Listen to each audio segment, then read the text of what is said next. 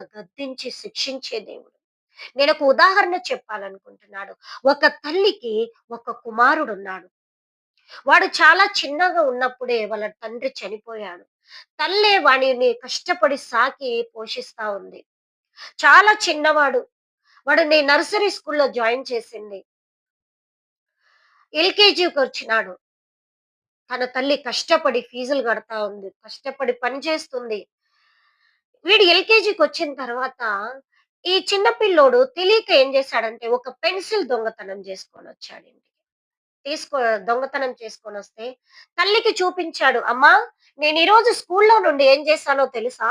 ఒక పెన్సిల్ నేను దొంగతనం చేశాను. అప్పుడు తల్లి అనింది, "రేయ్! తప్పురా! అలా చేయకూడదు నాన్న" అనింది. మరలా తెల్లవారి వాడెళ్ళాడు స్కూల్‌కి. వెళ్ళి మరలా ఏం చేశాడంటే వాడు ఎరేజర్ దొంగతనం చేసుకొనొచ్చాడు. ఇంకో రోజు షార్ప్‌నర్ దొంగతనం చేసుకొనొచ్చాడు.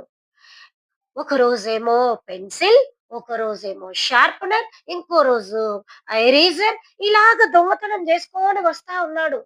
తల్లి రోజు చెప్తుంది, "రేయ్ నాయనా అలా చెయ్యొద్దురా, తప్పురా" అని అంటుంది. అలాగా వాడికి రోజు రోజుకు దొంగతనాలు అలవాటు పడిపోయినాడు. మా మమ్మీ ఏమంటుంది, "తప్పురా" అంటుంది. It's okay. Only one word no అని ఇటు వింటున్నాడు, ఇటు వదిలేస్తున్నాడు. అలాగలాగాడు వాడు ఇంట్లో పెట్టిన డబ్బులు కూడా దొంగతనం చేయడం స్టార్ట్ చేశాడు.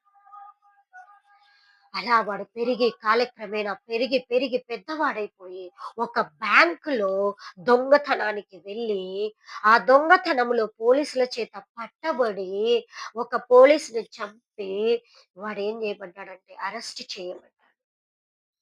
అప్పుడు కోర్ట్ వాడికి ఉరిశిక్ష వేసింది. ఉరిశిక్ష వేసినప్పుడు ఆ కుమారుడు, ఈ తల్లి కుమారుడు, అయ్యో! నేను ఈ యొక్క జైల్‌లో ఉన్నాను. నేనింక చనిపోబోతున్నాను అనే ఆశంతా తన బ్రతుకు మీద వదులుకున్నాడు. పోలీసులొచ్చారు. "రేయ్! నీ చివరి కోరిక ఏంట్రా?" అని అడిగారు. అప్పుడు వాడన్నాడు, "సార్, నేనొక్కసారి మా అమ్మని చూడాలనుకుంటున్నాను. ఒకసారి మా అమ్మని ఈ యొక్క పోలీస్ స్టేషన్‌కి ఇక్కడికి నాకు పిలిపించండి. చివరిసారిగా మా అమ్మతో మాట్లాడి నేను చనిపోతాను." అప్పుడు ఆ డిపార్ట్‌మెంట్ వాళ్ళనుకున్నారు, వీడు తప్పు చేసినా గూడా తల్లి అంటే వాడికి ప్రేముంది. కాబట్టి తల్లిని పిలిపించాలా అని చెప్పి తల్లిని పిలిపించారు.